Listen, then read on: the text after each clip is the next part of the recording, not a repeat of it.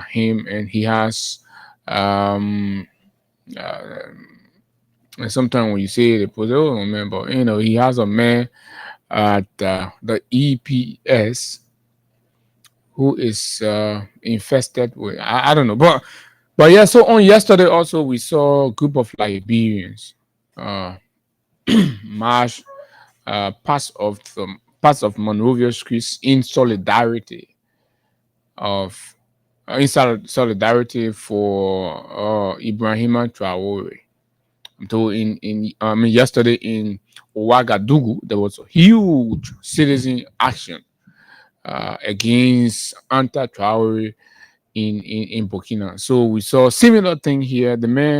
One of the men at the center of it is our own friend Ato Waweli. So of course we'll speak to Ato on their motivation and why was this even necessary? Why should Liberia even bother with what's happening in Burkina and all of that? My name is Abu, and of course Higa is here as always. Higa, good morning, welcome. Good morning, Abu. Good morning to our respected followers and those who always bring in their data and, of course, their phone battery or whatever battery it is to ensure that at least they are able to follow us here on this program. It is because of them, Abu, that we have to defy our beds every morning just so we can beat the traffic and make our ways here, just so we are able to engage with them. So when we are here and sounding this beaming with life and that of good health, yes, we are proud to sit here to say good morning to Liberians, and because of you we are here, and today promises to be an interesting conversation.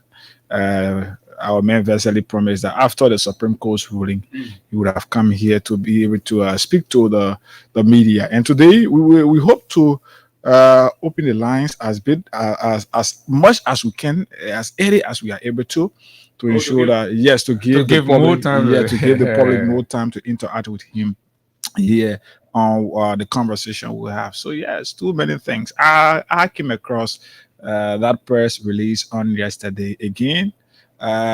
It's just a manifestation of what some of us thought and what some of us knew would have happened. So many a times people will ask me, "Hey, guy, are you surprised at how things have been running the country?" I say no. Then they will say, "Why? Aren't you disappointed?" I say no. They say, "Why?" I say because I am one person who always prepared for whatever case life will throw at me. But again, many of you who stood in the sun and the rain to elect this old man, those who are currently disappointed, but for me, hey, I'm good. And this is like for all of us. Whatever way it is, God is going to see us through. That's exactly what it is. And of course, God is going to see us through.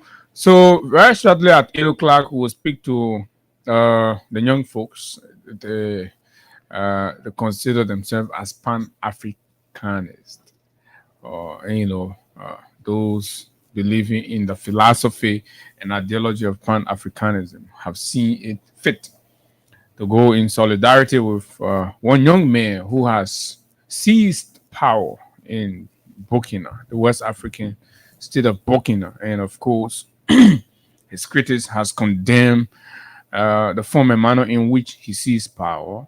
They believe that was not true. The express will of the people is equal to imposing himself. And these are condemnable ways in getting power. Power must be acquired through the express will of the people, and that's what democracy calls for. So, and that's what we are, and acculturated to in this part of the world. And then with everything and some of what that's been reported from Burkina, we see some, Lapoge amazing. When a group of people have stayed so long in I don't know what oppression would be the right word, but when they feel like they have to be at a point and they're not there, and all of the time they hear news about corruption, so they tend to celebrate Mm. and embrace. I think that's the sentiment with Traore and all that. But I thought we'll speak more about it, Yeah. and so I just wanted to know from you, how do you feel with the game last night? They almost flopped the Yes, Zimbabwe. Abu, I'm one Did you person. expect? Inter to have pushed you? Most definitely. I knew from the day of the draw that Inter are now going to be an easy route for So Barcelona. And I can fairly, see was this. that an offside? Which goal you're talking You about? know the The goal. Inter goal. Of course. Abu, these guys use technology that if used, and many No, of us. but you've been I'm following coming. football for I'm long coming. now. I'm So coming. in your own So fair so human, you think that offside so there, or you're just these benefited guys from error? these guys use technology that they have used over the time, and many of us have agreed with. And yet, last evening was one of that. But those if that was Madrid, you Mhm. will be here No, but complaining. Abu clearly was an offside. Was that offside for It you? was an offside. In spite of the technology Watch it- thing you're talking, but Abu, if that thing, all of us who follow the game Mhm. from outside of the field, right? We follow the technology to tell us whether or not it was. Mhm. So the line was drawn, the space or the instance or But the you part saw of the body. the new of the Barcelona They no, defender. but yes, but the guy toes crossed the knee. Did you see That when looks they, to me like the shadow of the man boot. no, that's not a shadow of his boot. So what normally happens? This is not the first time.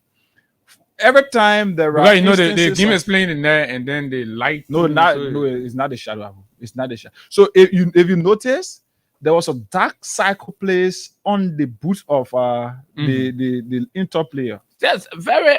Are you? Yes, Abu, that's the game. So they cancel the vocal. That's the game. The reason the reason the guys do that is because they don't want you to take advantage of your opponents. So you must be in a position where you are able to compete with them in running, get the ball, score your goal. So since Madrid now they're in a mode that Barca bribing you fan. Abu, Barcelona is even more affected from referee's decision. Look at the game last night. Look at some. But of that goal, look at some that of the goal was fouls. the killer. That Look at goal some was of the the winner. fouls. Look at some of the fouls that DiMarco played, Lamy and other players last night, and he did not. He wasn't awarded a card. Okay. So if you talk about whether Barcelona is not benefiting, Barcelona is benefiting from the work they put in. Look at what happened. In less than a minute, Barcelona 1-0 down. Around 21 minutes, Barcelona 2-0 down. But that did not stop the team's motivation. And you saw Pedri, the motivation from the team. When the second goal was scored, Pedri ran into the net, took the ball, carried to the center circle, motivated his guys, and said, "Hey, we can make this thing happen." So somebody is saying, "Oh, Barcelona will be out. Barcelona is already out." Whatever the case is, this is football. The Barcelona team that I know and I trust. The Barcelona team that I know and I trust. I did not see anything extra that Inter did last night that they did that maybe they were do in their home, or something that Inter did not do last night that they were doing in their home. So the same way you play Barcelona home, Barcelona have gone away before and beating people there 3-4-0. No, this is a different. Barcelona this is a beat- different. Barcelona- Inter, this is Barce- a different. Barcelona I mean, beat- this is Camp Nou. I mean, Barcelona The beat- man go choke your neck Camp Barcelona Nou. Then he say you Barcelona beat the beat man. Madrid in on the Italy. Santiago Bernabeu, the stadium that they can close. Barcelona beat Madrid on the Santiago Bernabeu. No, but the that's stadium that they Madrid. can This close. isn't Madrid. Not good. Anybody can. So- So, Arsenal beat Madrid. So I mean, anybody. Most Arsenal beat it. So it means when Nottingham Forest beat Arsenal, then it means Arsenal. No, Arsenal standard. I've always told Arsenal standard is low. So any beat team that Arsenal manages to beat, I mean, anybody can beat that. So why would me? Of course, man, you can get it, Madrid, right? Whatever the case is, I can say this for a fight. Barcelona is already into the semis. Let's say the finals. Trust me on this, because okay. All right. one thing that people forgetting to know is Me, I really want to see One thing, Barcelona and Abu, Arsenal final. one thing that people forgetting to know. For me, let me say this: I was actually supporting a Barcelona and Arsenal final, but I would prefer a Barcelona and PSG final. Why you want? It'll be a more competitive game. So you agree with me that Arsenal is a low? No, not so. But from the thing that I saw Arsenal I play. mean, Arsenal VC. The thing that I saw Arsenal use on Tuesday, I would prefer a Barcelona and PSG final. I don't know that because Braga supporting Arsenal that won't make it. Maybe they all the time from the year Braga started saying me an Arsenal fan. I would say that one. And Oh, but yeah, go ask Pape. From the year that Pape saying supporting Arsenal up to now, he didn't get nothing yet. Over 20 years plus. Yeah. But anyway, I want to ask some people issue to. Okay, so let's go to our man. Hagar, this is interesting. You know, we all here advocating for democracy, for and a system where the people, and but we see fellow Liberians also believe on the contrary that look, agreeing with what is happening in Burkina, that the people get the best from their government when you have uh, somebody like Captain Ibrahima Traore of Burkina. So let's talk to Mr. Arthur Wewili. Arthur, good morning. Welcome.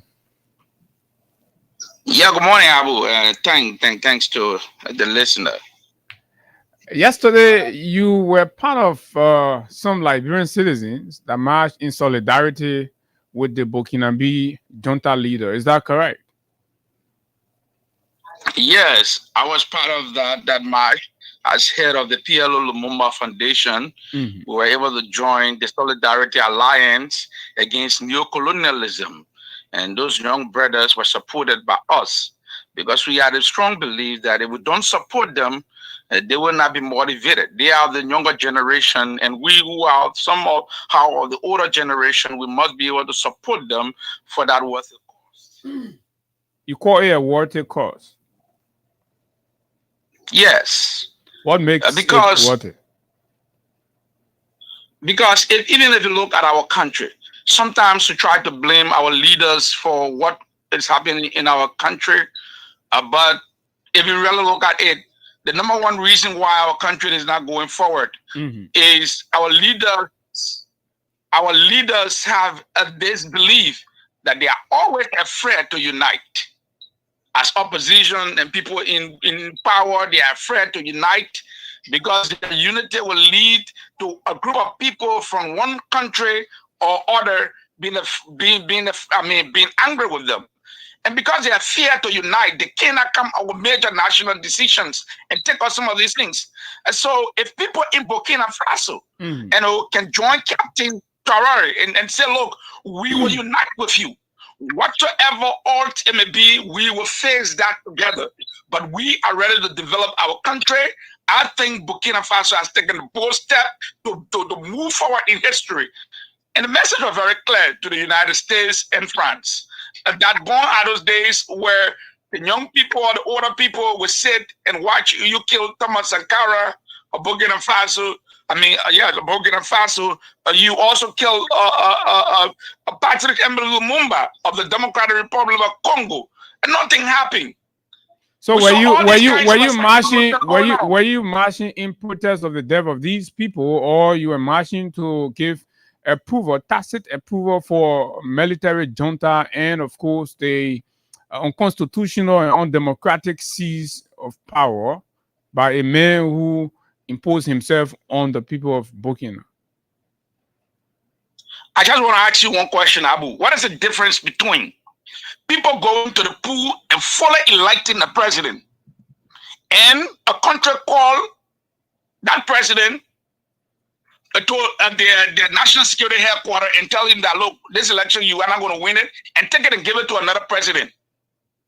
And this man who came and said, our people are suffering, we will take the power. What is the difference between those two persons? It's just that one obey the 10 commandments, that is your clear, invisible term, and other did not obey the 10 commandments, which are the 11 commandments, which is that should not be caught.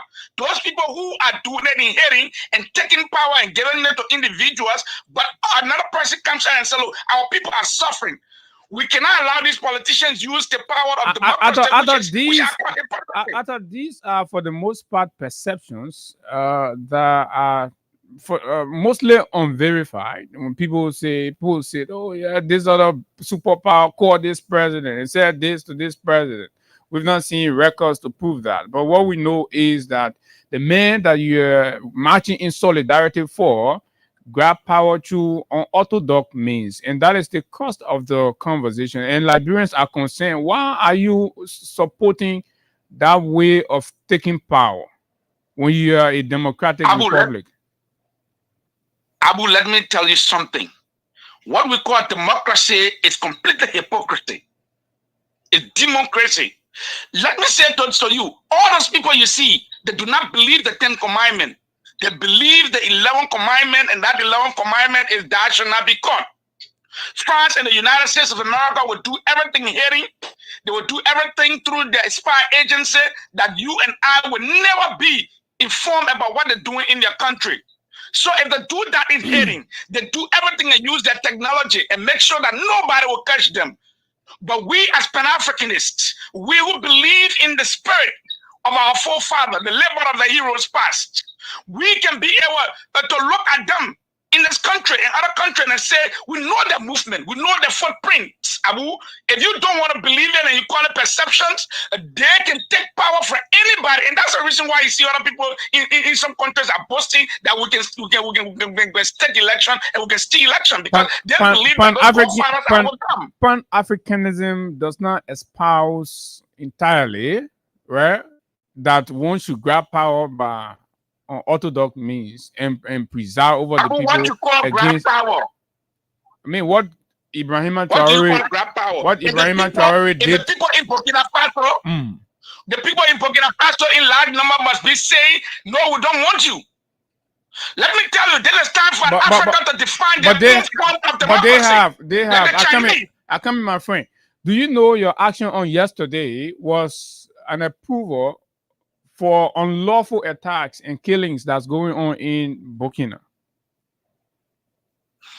Abu, let me say this to you. We do not support, if whatsoever means you are talking about, that was not our support to killing. Like okay, I come in. Let me say something. Let me read this. What we are supporting, what we are in solidarity. Because Western media will know what Western media is right. On the 25th of February, armed group attacked and killed 15 worshippers at a Catholic church in Isankani, Sahel region, according to media and local sources. And these malicious attack has increased since Traore took power, and the people in Burkina has expressed through different medium insecurity and threat to their life. So when you march in solidarity of a leader that's presiding over a country where people are fearing their lives, what message are you sending? Abu, the message we are sending is very clear. Africa should have our own form of government. The Chinese have their own form of democracy. The Western media will always go and say a lot of things about China, what China did to the Tiananmen Square and what they did. Look, Abu, sometimes when these things are happening, we should look at the better good. If majority of the people in Burkina Faso yesterday was going to come out and have a counter protest and say, look, we do not want this so-called military junta you are talking about. That's it. But look, but they do not have the space. That space does not exist in Burkina. Do you agree? The space for dissent and disagreement does not exist under the man that you are supporting. It is not. Or everybody has to worship the leader. In fact, arbitrary detention and arrest are the order of the day in Burkina, and you're telling the people to come and counter protest. That is not democracy. You are supporting authoritarianism. But let me tell you something, Abu. Even in our country today, that's the reason why I don't like these kinds of hypocrisy. People shield authoritarianism in a kind of a clothes that we all look at, and we ignore it because of the name democracy. Look at what is happening in other African countries, including Liberia. How many of us here have the right to go and protest? Yesterday, while we were in the street, the police were chasing us. The police at the embassy, before they could make up their mind, because we knew what they were going to do. While the other guys were to the Ivorian embassy, the police went there and scattered that group. Before they could make up their mind, our group was at the United States embassy and down at the French embassy. Okay, and you have a problem with that, right? Is that not authoritarianism?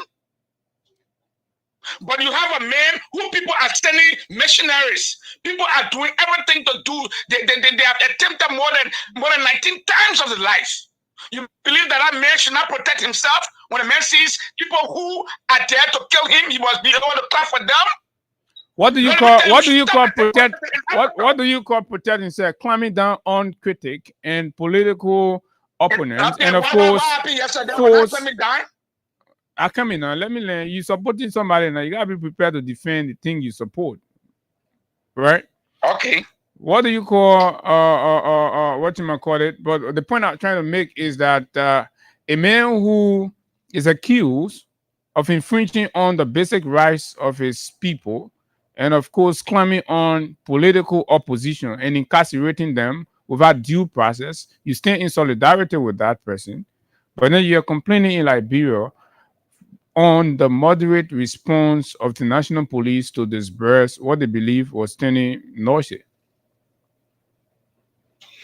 What do you call noisy? Less than 15 to 20 persons going to the Ivorian embassy, and to petition the Liberian embassy not to be involved in the invasion of Burkina Faso, because they have always been used. Even Ariko was used to invade our country. Yeah, they walk in from Arikos. Look, let me tell you, Ariko need to pay reparation for what they did here, allowing rebel groups to come into our country and undermine, kill more than 250,000 persons. So should we sit down again and allow Ivorian people to go use Arikos to go and kill the captain? Do you agree? To Thomas Sankara? Do you agree that the basis of your action is squarely premised on emotion more than, I mean, logical, political leadership reasoning? No, it is not emotional.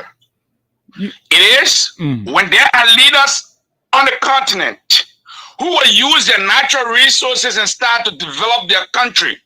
When there are leaders on the continent that will send a very clear message to those United States of America, in other words, superpower, and tell them that we can use the resources of our country to develop our nation. When that leader is no longer asking other foreign countries to go and build their own roads, but is training young Burkinabe to be able to build their own roads, when those leaders are doing everything to improve agriculture and make young people to learn fishery science, that they will no longer import chicken from Brazil and other countries, when those leaders at the same time infringing on human rights. Putting the people there. At Let me tell you something. at the same time abusing human rights. They are the greatest. Look, let me tell you something. The United States of America and France, they are the greatest purveyor of violence in the world. My man, you are enjoying rights here, but you are acting and supporting the denial of the rights of Burkinabes. Ato, are you there? He got one final question. Yeah, it's important. Ato. Do you know that the United States of America did not allow General Tommy Frank to go and appear before the international criminal court? Ato, let's slow down. Let's slow down on the sentimental. Ato, let's slow down on the sentimental narratives, right? So, do you? Why would you? We should be rational too. Yeah, exactly. That's what I want us to do. You're being more sentimental. No, but I come in 1 minute. Ato. Yes. Ato. From what I'm understanding and sensing from your conversation, it appears as though you are blaming, you are scapegoating the failure of African democracy with the West. If Africans elect and participate in democracy and elect kinsmen, prioritize tribalism, and ignore competence, deliverable, track records, and then when that democracy failed them, you want to blame the West for that?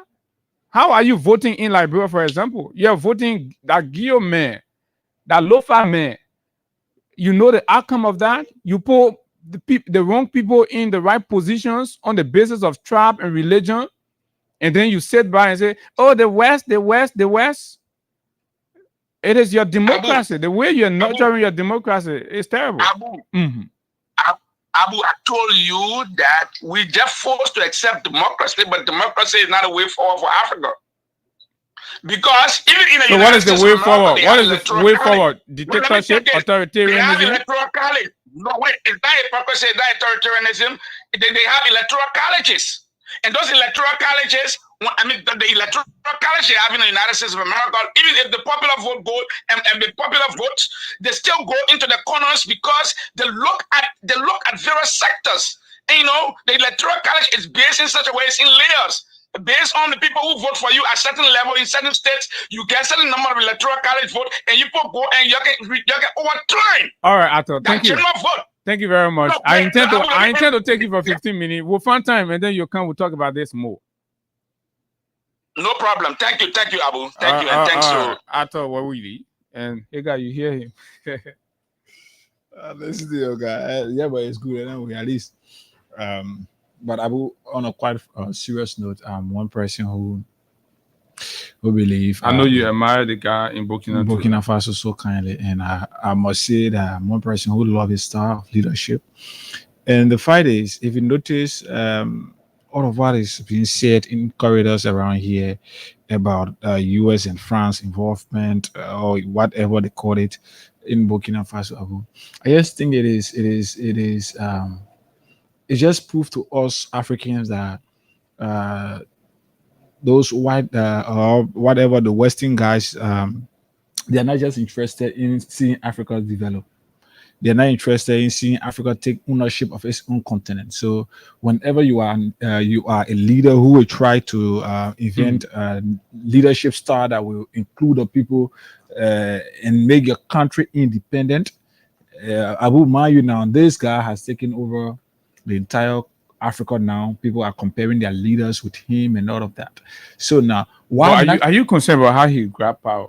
Why not other countries? No, the way he got power. Why not other countries that have grabbed power the same way? For example, Guinea. So, but Guinea has been condemned. Why can't you move into Guinea? Why can't you talk about Guinea? When was the last time you heard about Guinea? So their only interest is this guy is bringing up a system that if care is not taking an African, even 5 or 6 African leaders follow his footsteps, Africa will start to take ownership of their own country, their own continent, and this continent with America or the Western. So the only way leaders in Africa can be good if they wear authoritarian garments and suppress opposition view, right? And wrongfully arrest and incarcerate people and deny basic civil rights. Abu, let's take our country from there, right? But I will tell you for a fact, our country not get politicians. But quite frankly, I'm one person who believes as a person who want to change this country, you must be a dictator. Okay. I'm just one person who just believe that. So somebody said, "Oh, maybe we need the army to take over." No. Once anybody from the army can even take over today, once the heart is not there, the mind is not there to transform your country, you will not. There are other countries that militaries have taken over. Do you know the length at which dictatorship goes? Abu, when it is in the interest of the country? How can dictatorship be in the interest of the country? It worked that way, Abu. When I'm saying dictatorship, it doesn't necessarily mean going against the interest of the people. Well, let's take for example, you can give your own meaning to dictatorship. Abu, you can't want to open a road leading from the main road to your house, from the main quota we normally say to your house, and notice that people intentionally build on the street, but then you get there now because of democracy. So here is what Higa is saying he supposed. Dictatorship is a form of government where power is concentrated in the hands of a single individual. Using it in the interest of the country. A single individual. Abu, Abu. So no 3 separate branches of government, no check and balance, no judicial review. The man who all of the power, the man will be the chief justice, the man will say who is right, who is no, but that's dictatorship. Not in full context as you are saying. But this is what dictatorship is defined. You won't define your own dictatorship. You have to be careful of what you wish for. Abu, I will wish for a dictator. I'm saying this. The country I will. If Mr. Baka assume dictatorial tendency, I'm taking anything. He's not doing anything in the interest. So how are you disagreeing with? So you know, Abu, you can't compare. You can bring in Baka as Baka is far from that. So who He's is far that? from that. You must have a person who have the heart to transform the country. When Yeah, I but say you don't need that when I with a say- when I dictator. say You can you- get that with a Democrat. I with a will- democratic president. in my country, like what democracy can work. No, I always believe that In my some of the country- reason in my country, why like what democracy why can work. democracy is feeling or appear to be feeling in Africa, and particularly in Liberia, is the way we are voting. When we continue to vote like this, democracy is a whole process, and so they complement each other. The quality of the decision you will make to the polls, right? We ultimately culminate into the quality of decision or leaders you will have, and the quality of leaders you will have, right, will compensate hugely for the quality of governance that you will enjoy and all that. So you see what is happening in the United States of America. There are mixed views, right? People believe that Donald Trump is far away from what it is. So you see everything that's happening there. So, but anyway, it's an interesting conversation, but we just decided to just pass over that small. What's up with the cash giveaway? Is it active? I'm finding. I think we still having problem. We are having issue with the system. I'm told it's been upgraded, so we just have to. You just have to bear with us, yeah, basically. So, you have the EPS gas statement. I'll just be putting it out. Let's take a break with Crime Stopper, and we will come back. I got it. I got it right here. Okay, please read it. I don't know. I'm not getting it. Let's see. The Crime Stopper thing. Do it now. Crime Stopper. Yeah, go ahead. Just read it. So it says here, Republic of Liberia Executive Protection Service, Executive Marshal Monrovia, Liberia, for immediate release, April 30th, 2025. EPS to withdraw protection from individuals advocating political insurrection. That is For individual one? individuals advocating political insurrection. A big word though. The Executive Protection Service, or the EPS, wishes to inform the public that it will withdraw security protection from any VIP protectee who publicly advocates for insurrection, rebellion, or violent protest against the government of Liberia. Why are you laughing? Hey man, right here. Seriously, you laughing? Hey. The attention of the EPS has been drawn to recent public statements made by certain officials which amount to cause for chaos and violent disruption of public order. Such utterances are deeply concerning and inconsistent with the laws of Liberia. As mandated by law, the EPS is responsible for the protection of the president, the vice president, their immediate families, visiting foreign dignitaries, and other senior officials of government as directed by the president. This mandate is rooted in the duty to ensure the safety and stability of Liberia state. A protectee who actively engages in or incites violence of rebellion against the government forfeits the privilege of EPS protection. As such conduct directly contradicts the EPS constitutional and operational responsibilities. The EPS remains committed to providing professional, impartial, and robust protection to all its designated protectees. However, it cannot and will not be used as an instrument to undermine the peace, security, and constitutional order of the Republic. And this is signed Sam Reckless Key. I'll call it that way because the statement coming from Sam. So let's go for the background. Oh man, I'm trying to get this. I hope I'll get it. Want to get a black eye? No, I won't get the former vice president statement. Yes, she made. The former vice president statement. Program. Yeah, and the disaster management guy statement. Yes. Folks, I believe. Okay. You got it already? I'm sure. Yeah. Will play politics of the Constitution. We can agree to follow a path of chaos or we maintain calm, but the choice is in the hands of the president. He can choose to achieve a country or open a Pandora box that will lead us to chaos. Former Vice President Jewel Howard Taylor. I never expected that we'd get to this point. That the number one citizen in the republic who vowed to respect all laws has decided to play politics with a constitutional mandate. The truth is, this constitutional mandate is not a debatable mandate. President Boyka, you must follow the mandate from the Supreme Court. The difference, there is a very clear difference here. Either as a nation we agree to follow a path of chaos, because once you do not go by the rule of law, either as a nation, then you are calling for we agree chaos. to follow a path. We either do chaos or we do calm, where our country is able to move forward, where the hopes and aspirations. This is the statement the lady made, that Sam Gate thinks the country is for his power and he can write letter to say he will withdraw her security immunities. This is how far our country have come, right?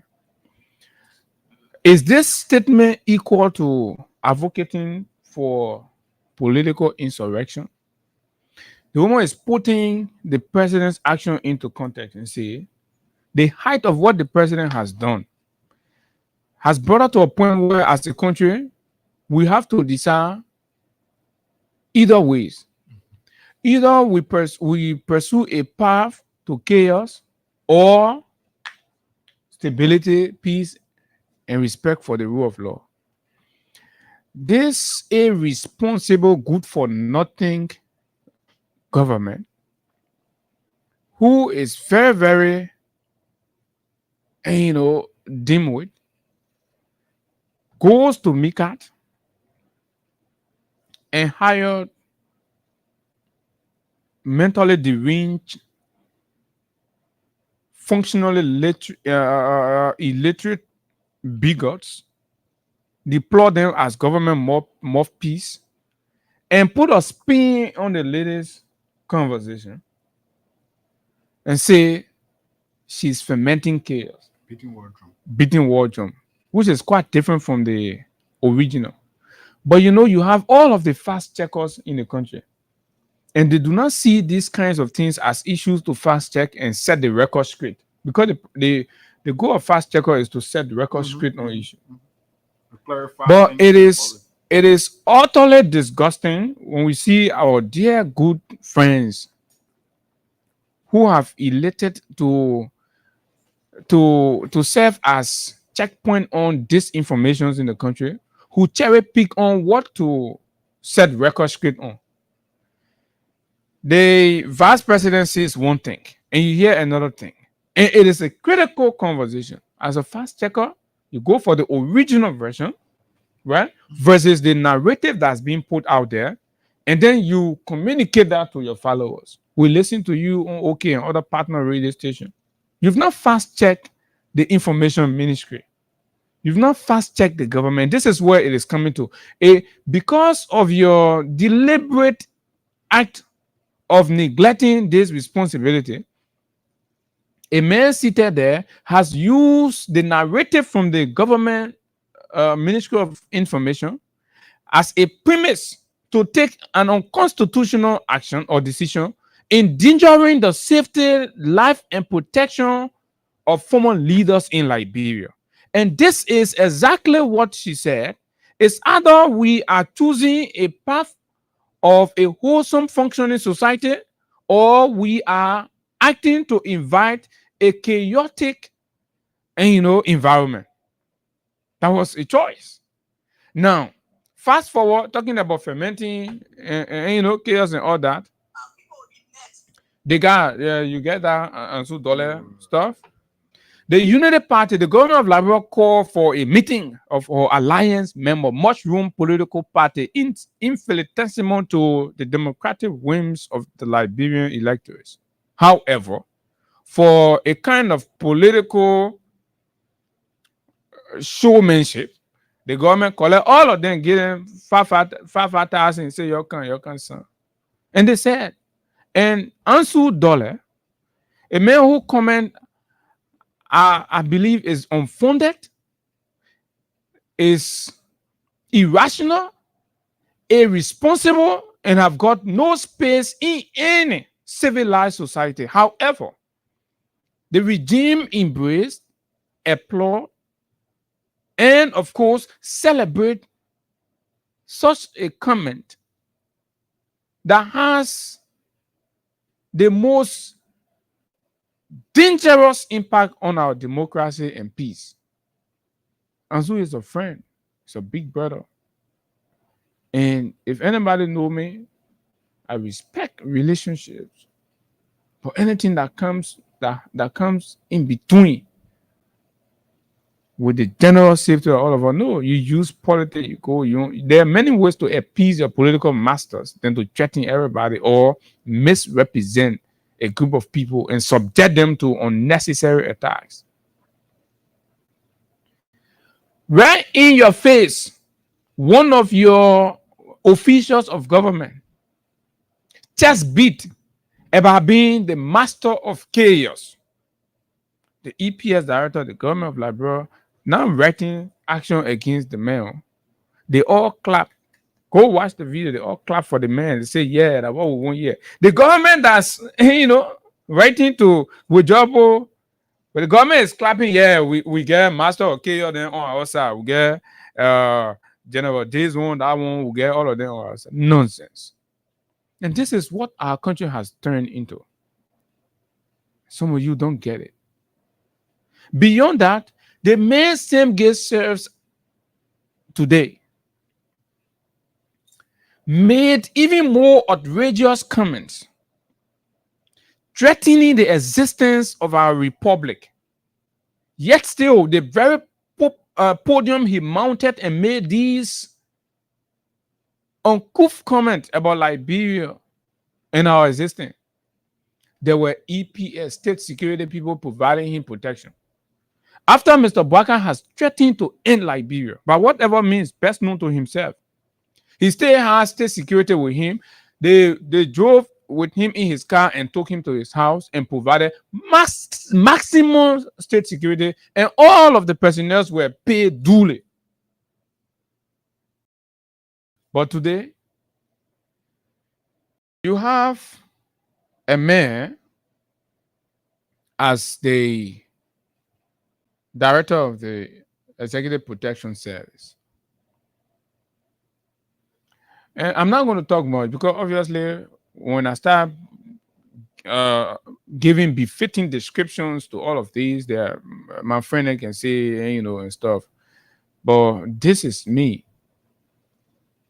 I don't know what Hagar can add, and then we will take the comment from the CDC Secretary General. He spoke to it, and then we can open the phone lines. I'm trying to get the audio to Ansu Dole, or the video to Ansu Dole's statement, so Liberians can listen and compare. And Abu, there are some things that we did not experience during the previous administration, from the day of the war, from Madam Salif Day, from 2005 up to now. There are some things that we did not experience.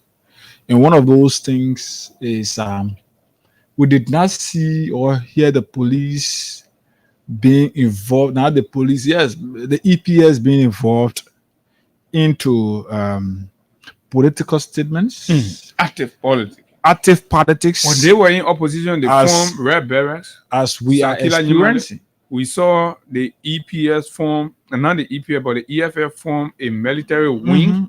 Train them. We saw Yeke Koluba organize a paramilitary group.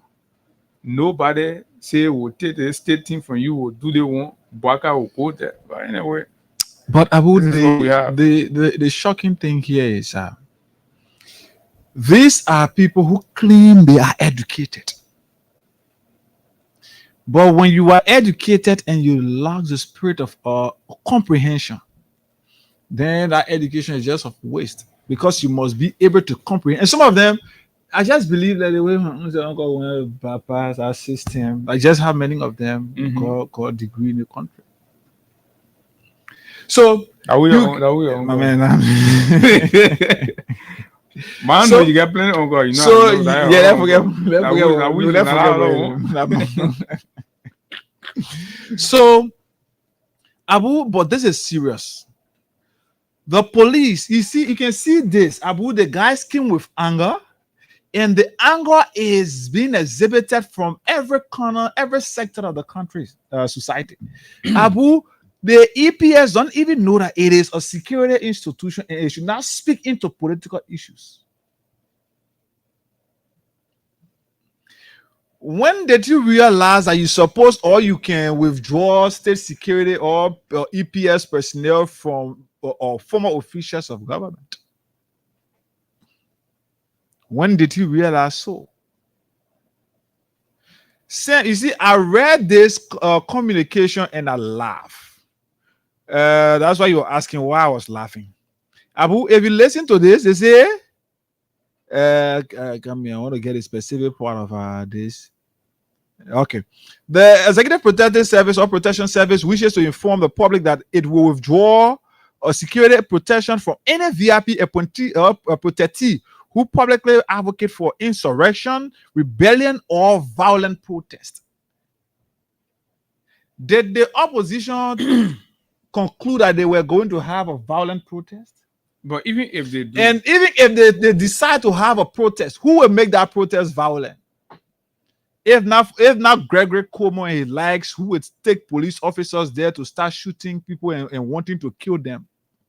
Who would take protests? All of the protests that have been staged in this country, who have made it to appear violent? So if Sam Gay now, who should be a responsible individual, a professional individual heading a professional institution, a non-political institution, will wear a political garment and sit out there and say uselessness, then people say, oh yeah, and it's supposed to be. I just sorry for some of you who sitting today and clapping your feet. It is in your interest. This is my disappointment always. When you sit there today and feel because it is you or because it is your regime that is saying this or is doing this, so it is not wrong, it could be somebody's regime tomorrow. It could happen to you. What you expect the public to say? hey, God, Becky, let me just let me just say this. I believe you've seen the front page, Africa, and they could not have put it any better. This is equal to clamping down on dissent. Mhm. And look, folks, whether you like it or not, this is the government itself inviting a scene of chaos. Right? Remember, this man here got outraged when Len Eugene Nangbe reported that he was told that this man has a portrait in his home where he designed a gun pointed at the at the former president as a target. This is a clear manifestation of that validation of those claims. This man is a hateful figure. This kind of person must not come anywhere around leadership in a country. Now you can begin to wonder why this man was removed from the EPS, right? Mhm. This man is being accused of committing sexual, molestation. And when he was there before, he used to be abusing female officers and all of these things. These allegations are all on him. And you understand? Mhm. The man is an accused pedophile. He goes after small children. All these allegations are hovering on his head. Besides that, for those of you that do not know, this man always portray that rebel style because he has a background. I am being told by very reliable sources that this man was a member of the Do Dev Squad, Samuel Okay. Kanya Do Dev Squad. All of the secret, dangerous killings that were happening in the country during the Do era. This same gay man that Boubacar has chosen as his EPS director is believed to have been a member of that squad under the leadership of George Dewey. George Dewey headed the squad. So he is kind of accustomed to these kinds of, dangerous attitude. But democracy, so you see why people are growing in the disappointment of democracy. Because when you have a man abusing his office, but yet a president who is supposed to be a Democrat sits there and compensate the man, reward him, and all that, this is what you get. Let me read just a batch of what Front Page Africa have said. Say a standoff is emerging between the Executive Protection Service and opposition figures. A standoff.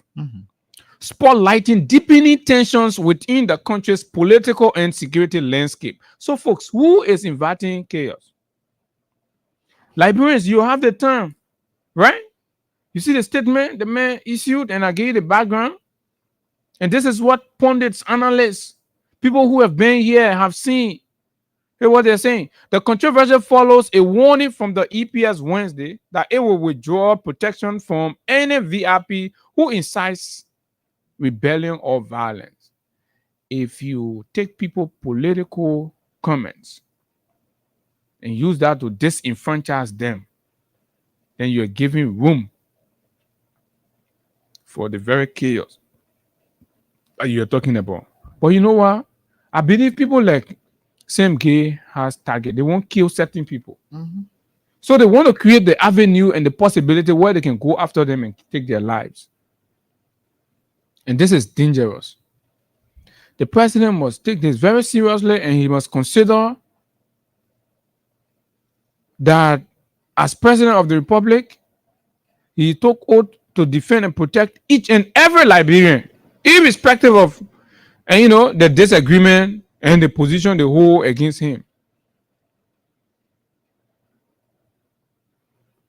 So as a background or as a support to what the Front Page Africa has projected, let's hear what the opposition CDC Secretary General wrote immediately after the statement came out. In less than an hour, Koji wrote this: response to EPS intimidation memo, empty bluff, morally bankrupt, and a betrayal of the republic.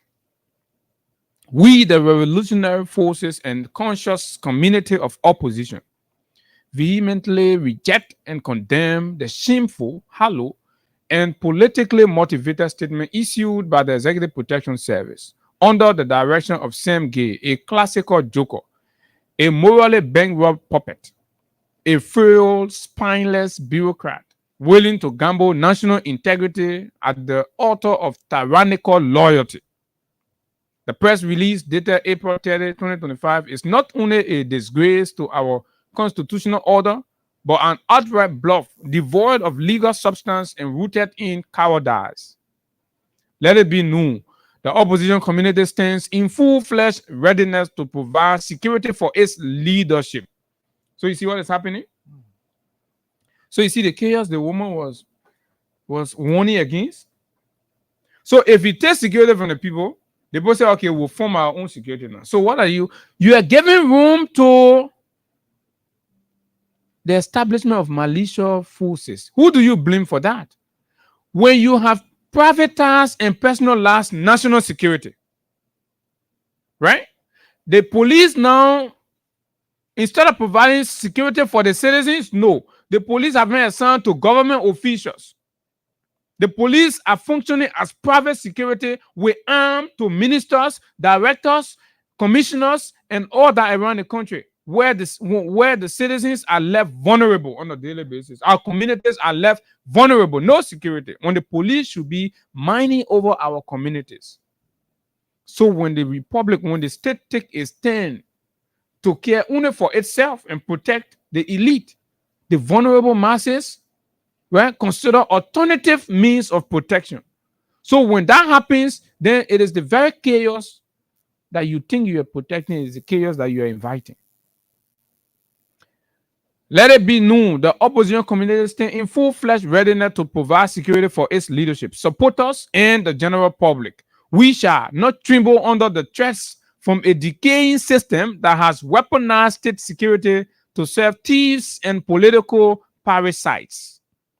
The EPS, which is funded by the sweat and sacrifice of the Liberian people, has unfortunately been reduced to a private militia for the bloodstained Unity Party regime. These so-called state protectors are now agents of chaos, moonlighting for a murderer administration desperate to sustain its power through coercion, not consent.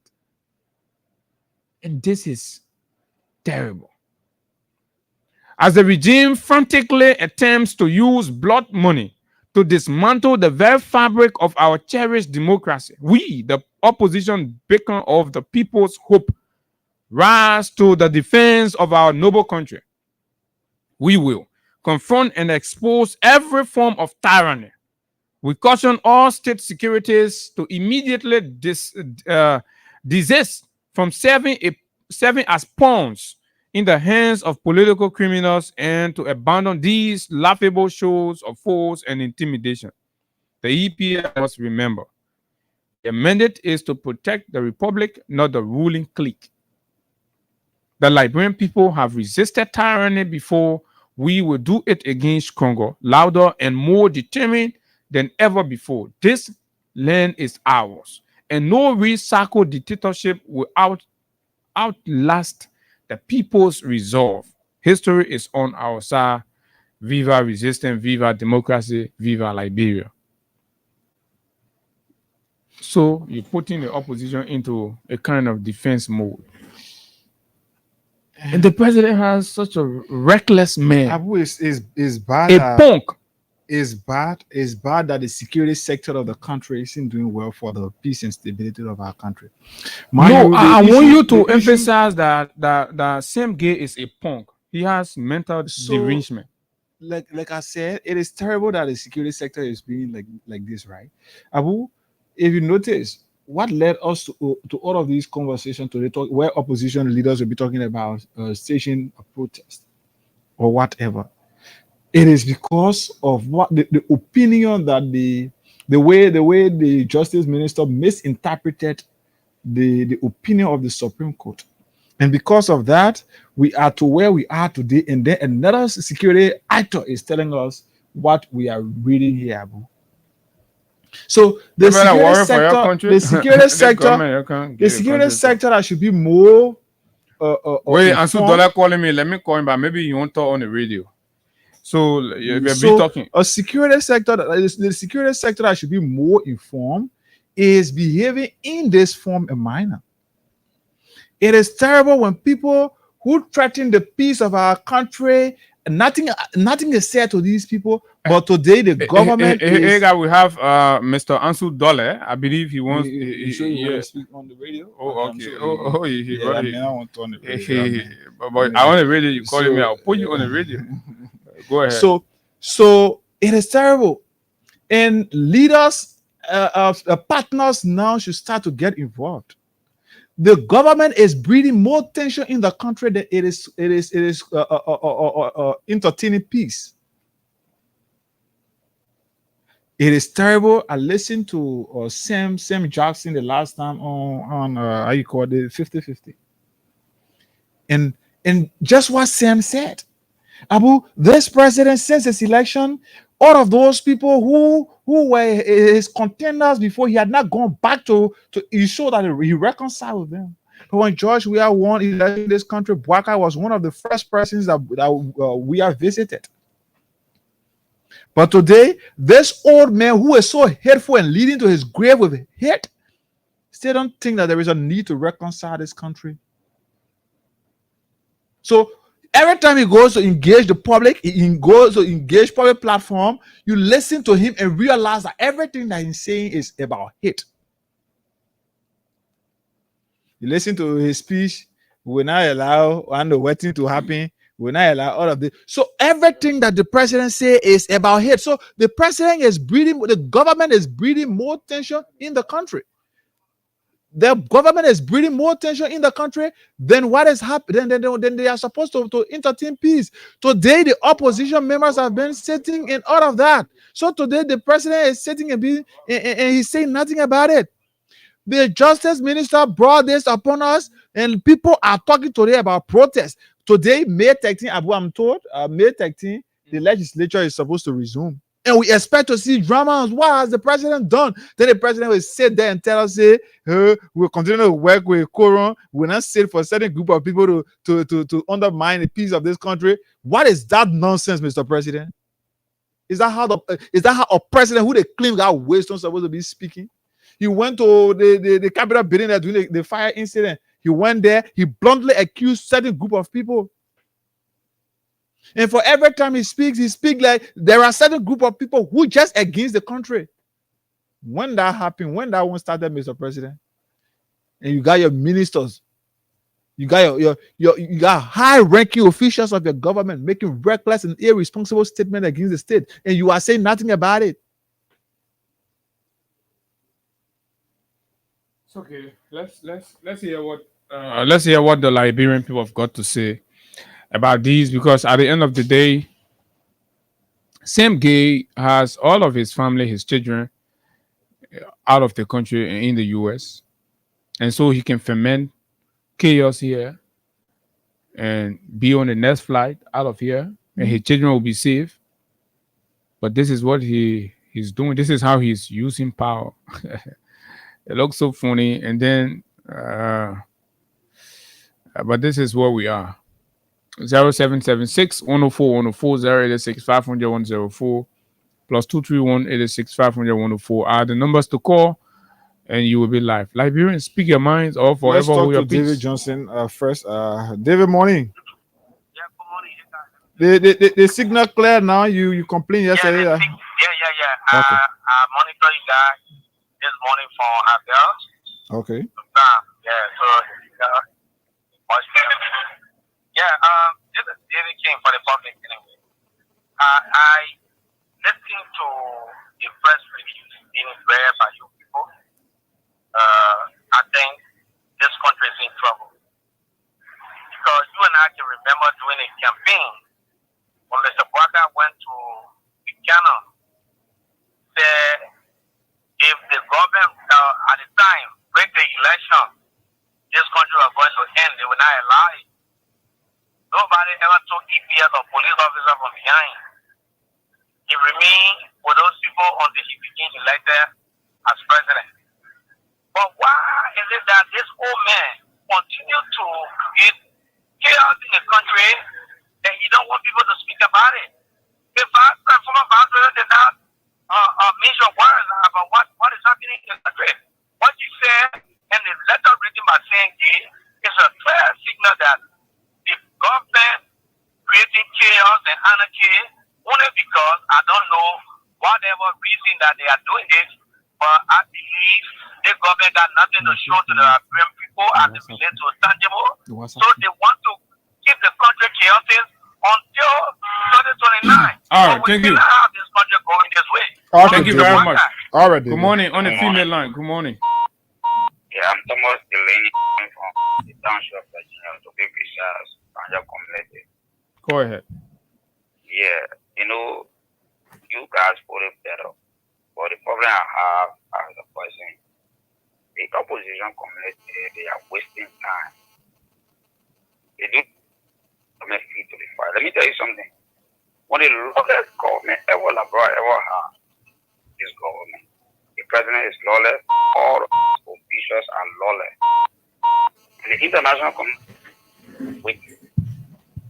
They are waiting, they don't want to see anything. I'm checking out of the international media, none of them. Yesterday, giving position statement around here. But today, we checked a view BBC. No, let's forget about like you. No. When you have the opportunity, you have to condemn what has happened, and then the people not do for you what you're supposed to do for yourself, my brother. Yeah, we understand. We understand. But what I'm trying to say, the All right, thank you.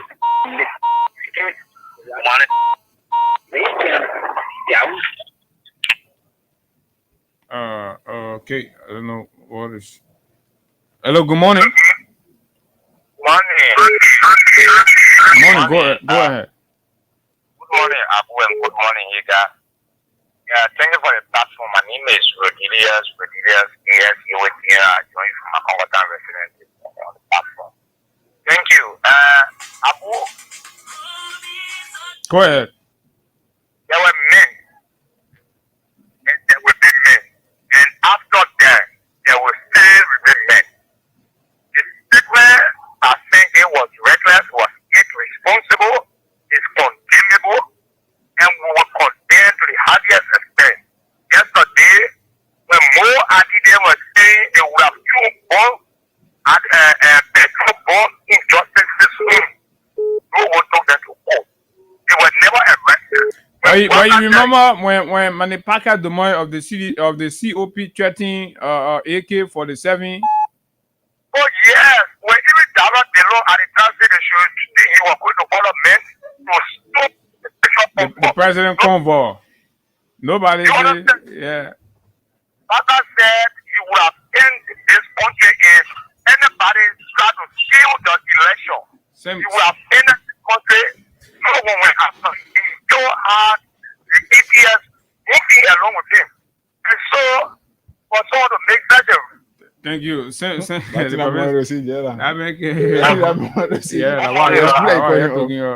money.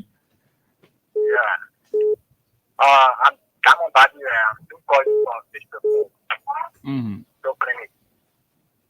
Yeah, I want to appreciate you guys for the talking point. You know, the government, people have the expectation that really they have more experience. So everybody wanted them to cut the power so they can do that to go away. And why change it? Some fun the point is. But really, on the contrary, it shows to all that it really has no idea. Okay. No idea of governing. Thank you. Good morning. Yeah, good morning. Morning. I'm Abby Johnson calling from tomorrow station number 4. You see the government in power right now. The people trying to rule and the way to ruling, but they're in error. Because if you're trying to portray that violent ruling, it can work with Liberian people again. Because the one and there, people saw real tension. And the Liberian people understand tension more than blackouts. So you got to be careful. So that's why Clinton was taking EPS from behind the former president, the former vice president. They in error because it can't happen. You can't do it. Then you got to be careful with utterance in the country. Because they are others, they're not in Harley. Okay. You got bother yourself. Same get sleeping. Yeah, Mama. Mr. Sheriff. Yeah. Yeah, good morning, Mr. Sheriff. Yeah, go ahead. Thank you. I part of the conversation with the cross views of the different colors. So, Abu, under the law, it is a prerogative of the government. My man, what are you talking about law? Move on. You're not even in law school. What are you talking about law? You be lying around. Don't be talking about things you don't know. Speak in your lay man and error. But you hold the under the law, you lawyer. That misinformation there. You impersonating. You're not lawyer. So when you can call as a layman, you get your layman view and but we're not here to come be people be misinforming the people. Yeah, so until you get ready to speak as a layman, my man, you get 1 minute. you get 1 minute, my brother. I gotta take my guess. It wasn't you, but what's up? Let's hear you, my man. In 1 minute, you are an intellectual. You can talk your point. Yeah, good, no problem. Hello. Go ahead, you're live. Yeah, Abu, let me say good morning to you and to people. You gotta call your name. The people you know who's talking. Go ahead. Let me say this to you, Abu. The Congress of Democratic Change, the young people, and I support us well-wishers and sympathizers of the CC across the political landscape, even in the diaspora. We are mobilizing efforts, conscious efforts to react to the reckless statement coming from Mr. Gay and his gangster boss, Mr. Boakai. If you say react, what do you mean? What kind of reaction are you talking about? I mean, I think my reactions. I mean, we just had a strategic meeting, and that was the level that people know. But you already issued statement, and what kind of reaction you won't do again? I'm saying to you, when you issue statement, you react. No, but that's sufficient of a reaction. I mean, you already expressed your disagreement. You condemn the statement. What other reaction you want to do? Abu.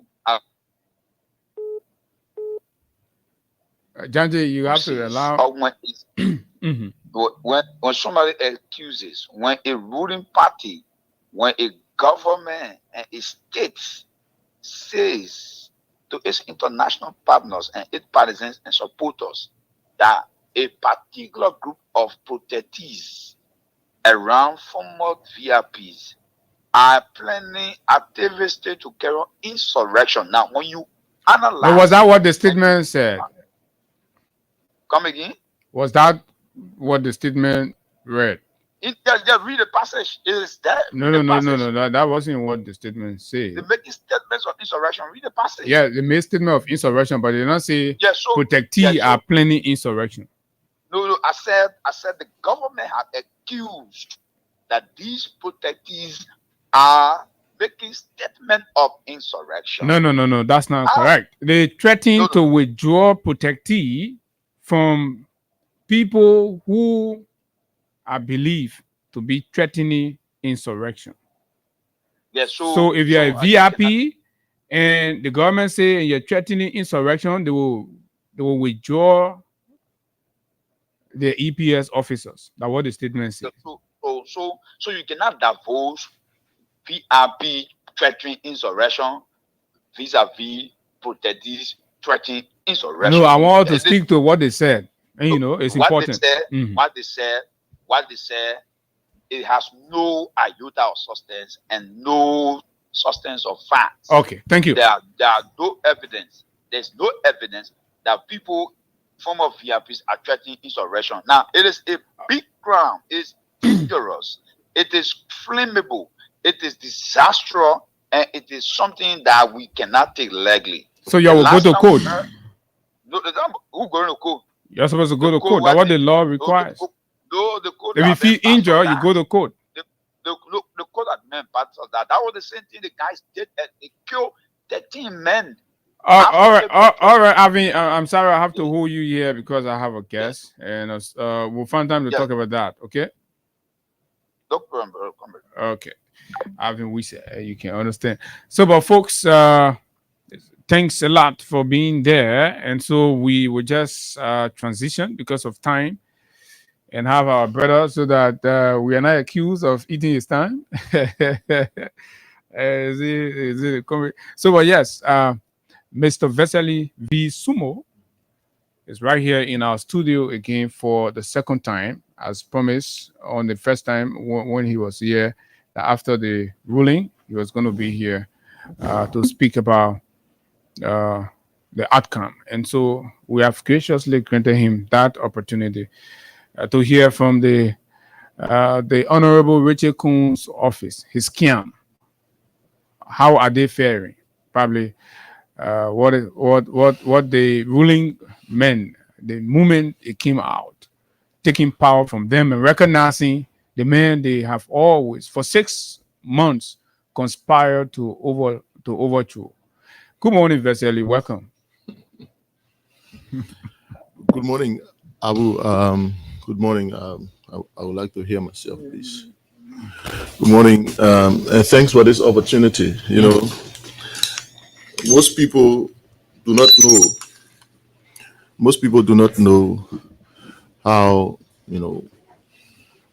tolerant this platform is, and there's this negative public perception, maybe rightly, but I think for the most part wrong about this platform. The media is a free space. Thank you. So we all do accept diverse views. So I find it very pleasing that you've giving me this opportunity to be here. And I'm hoping that this conversation, can be had in a way that the public can benefit. Thanks, guys, for having me. Thank you. And having said that, are there plans, or is your boss open to accepting an invite from this platform? Now that you've recognized its openness and all of that. Hagar, a boss is a public servant, and any opportunity to communicate with the public will be embraced. So, yeah, I mean, if there is a possibility, I mean, if he has the time and there is an aching need to do so, why not? I mean, we're very open to any and every platform as long as the conversation remains civil and it is with the sole intent of communicating with the people. What about next week? Can you guarantee that? No, I can guarantee a time. What I can guarantee is that as long as the possibility exists, there will come a time when he will be here. Is he so busy to address the Liberian people? Well, the last time I checked, the people of District 11 did not complain that their lawmaker has not been communicating with them. But his spokesman is complaining about time to come here and engage the people. But this is not the only platform. There are several platforms. This is just one of them. I'm saying as long as he has the time, we will try to make it possible that he uses this platform. There are several other platforms. Okay, fair enough. So let's go to why you are here. And I can understand, of course, these are very, very difficult moments in our country. For a very long period, we are struggling over settling a leadership impasse among people who are supposed to be themselves leaders to make sound decisions and all of that. And they are having it very difficult to come to terms as to how they proceed in terms of leadership among themselves. So the other day you were here and we predicted what the outcome of the Supreme Court ruling would have been. You were so certain that it would have come in your favor. Mm-hmm. But as it seemed, it did not. No, it didn't. And maybe that's why I'm back. And you committed to accepting. Yes. On behalf of your boss. And accepted we have, haven't we? Have you? Look. There was a statement of rejection issued by your boss. Great. Aren't you aware of that? Well, I was also part of crafting that statement, so... Then you're contradicting that statement. No, I'm not. And that's why I'm here. But so, you said you accepted, but the statement rejected. So how do you accept and reject at the same time? So that's why I'm here. To tell us. Good. Now, I'll begin by saying that the situation at the Capitol is political and legal. And while much of the focus has been on the legality, we haven't taken our eyes off the politics. Because, you see, law grew out of politics. Politics is the superstructure. So when you find yourself in a political terrain, guarded by laws, of course, you make a sad mistake. Okay. If you take your eyes off the politics, because most likely the politics will protect you more, especially in this situation. So we haven't taken our eyes off the politics, and that so you consider the politics more than the legality. Question. Well, maybe to answer your question, I'll put it like this, or maybe I'll come to that point, then I'll answer that question appropriately. But let's come to the statement because you asked about it. So the court ruled last Wednesday. They offered its opinion on the bill of information filed by Honorable Fonat Kofa.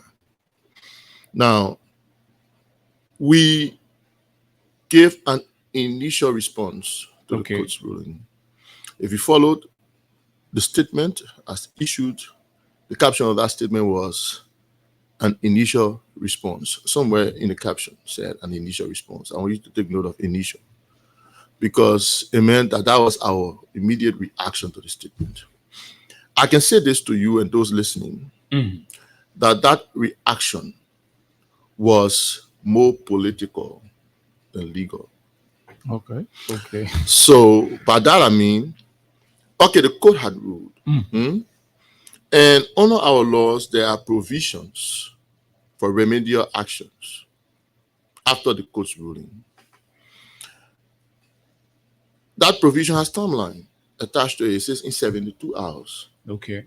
So while our lawyers were basically finding remedy to that ruling, and you jumped to do a political response. We did a.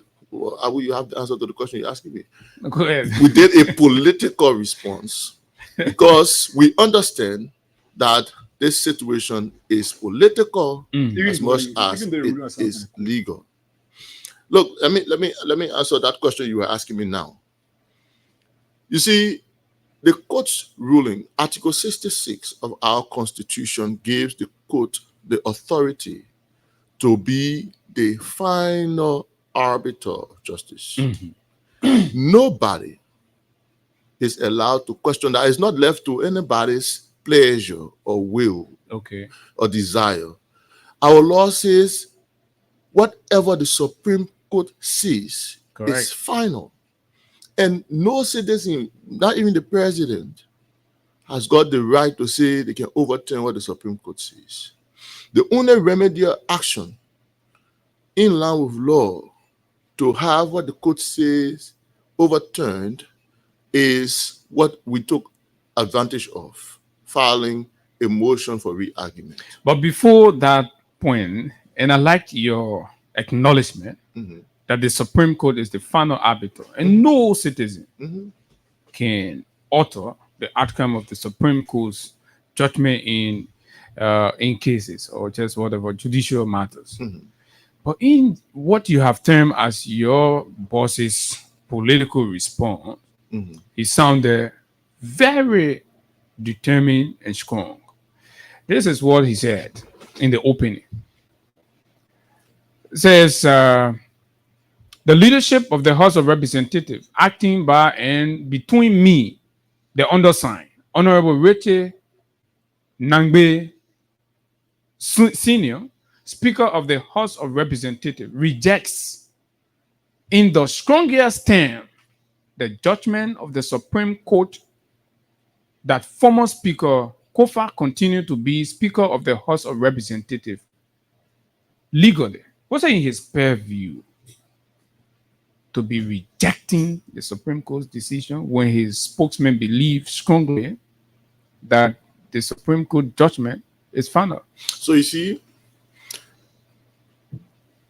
the law takes note of actions more than mere words. What we wrote there, like I said, was more political than legal. Let me tell you. So you're reducing your boss to a mere talker who talks merely. You don't understand what I'm trying to say. But what are you saying? Because you're kind of confusing the thing here, bro. I'm saying what the court takes note of. The court takes note of actions more than it takes note of words. Because as much as your words may sound harsh, they may not be injurious. So what you do is more of a concern to the law than just what you say.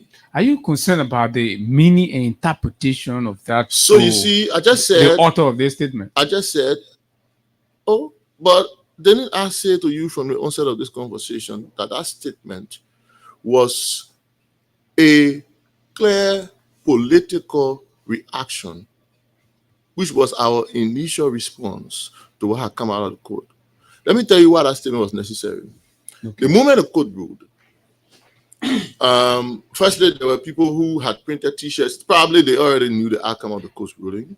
They had printed T-shirts. They were parading the streets, celebrating the court's ruling, the outcome.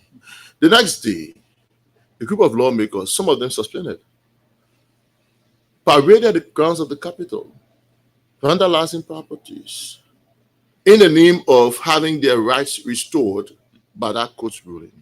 Wasn't that the case? No, so you see, it was important to let them know politically, not legally, that we're still here. Yes, the court said this, but here on the grounds of the Capitol, we still have the recognition and full confidence Okay. of members of the House in their majority. That is why that statement did not say Richard Namwekun. It says the majority members or the leadership of the House by and through Speaker Kun. So it was not just him, but it was the leadership at the House of Representatives speaking through him.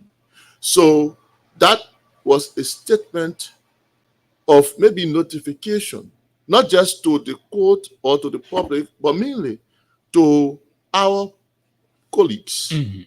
And sorry when I say our, people have started at me when I say our because they say I'm putting myself in the shoes. No, when I say our, it's because I speak on behalf of my boss. It's The men are people now. See, our colleagues who thought that by virtue of the court's opinion, Mhm. they had every right to come and reclaim leadership of the House. to celebrate the restoration of their rights. Yes. So Which you have problem with. So we needed to make them to no. Okay, the court has said this, but we're still here. We still are in the majority. We still have our numbers intact. We're still the leadership here. Now, while we're making that statement, our lawyers were at the court seeking remedial action. Mhm. And we filed a motion for re-argument. Let me tell you what. No, the I will motion come for to that motion for re-argument is. re-argument, but I want to zero in on this statement Okay, and all of what I believe are contradictions, however. go ahead. So you recognize that the Supreme Court is the final arbiter, and when they rule in a matter, Mhm. no citizen should disagree or No, you can disagree. or prefer any other solution or whatever. So You can- in that ruling, No, you can okay, disagree. okay, correct this. Sir. You can disagree with the Supreme okay. Court's ruling. But what you can do is to disobey. Okay, I agree. Mhm. You can't disobey. Mhm. Now, right in this same seat, Mhm. just about now, you are referring to your boss as speaker, Mhm. which is contrary to what the Supreme Court ruled on. Aren't you disobeying the Supreme Court ruling? No, that's why you see I wanted to come to the motion for re-argument. No, talk about this one. But you see, when I come to the motion for re-argument, we'll answer that question. No, but I want you to because the Supreme Court ruled. Because, okay, because as it is Okay. currently, Mm. as both of us are sitting here, there is no active ruling from the Supreme Court On the motion for re-argument. on the basis of the motion for re-argument. So who basically, that Abu- lawyer actually? Abu, Some lawyer rescued him, man. so basically, this entire thing about the motion for re-argument is a delayed title is coming from your boss. So you show that he stick on to the purported speakership. That's your interpretation. As far as the law is concerned, when the court comes up with a ruling, you have a remedy through a motion for re-argument. Mhm. Let me tell you, and the public, because most of the conversation I'm having is because of the public. It's for education purposes. But guess what? Guess what? Can I let No, you say- quickly. Guess what? Even before the motion for re-argument, Mm. you were still referring to him as speaker. I've always referred to him as speaker. Even, Always. why So- not so- respect so the you court's agree that you decision? Violated the court decision. No, You disobeyed the court decision. no. Right in between, so- 1 minute, right in between when the ruling came, Mhm. right, and your motion for re-argument, Mhm. you disobeyed the When- Supreme Court when did ruling you- when- and referred to your boss as speaker. Which When, was when do you which know was- the motion for re-argument was granted?